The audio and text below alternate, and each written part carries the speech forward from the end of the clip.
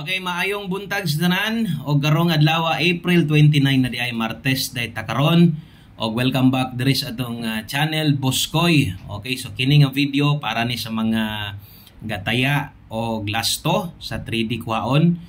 Martes man taon niya natay lasto para sa 6D. Dito mo tan-aw sa tong Wilcoy Lotto vlog, dito na to na itagak. Og kung nakatan-aw nakaabay kagabi, congratulations sa lasto dito. 92 sa purde, no? Sa una nga buy na manuhan ra padayon. So untag makadaog na sad ta karon, diris ato ang bagdok lasto sa 3D hatag sa inyo ha.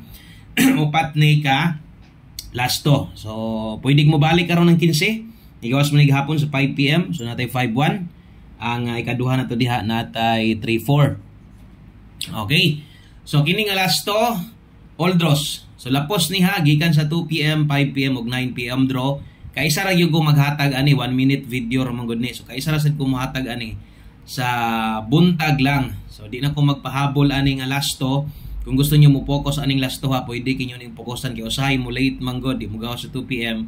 Pagka 5 PM or 9 PM mo gawas, sige 9 PM gagawas no, mo target pero di na nako gina post. So good luck ani og atong kompleto ani dalatag 84 og ang ulahi naitay 95. Okay, so daghang kayong salamat, good luck, God bless, og bye-bye.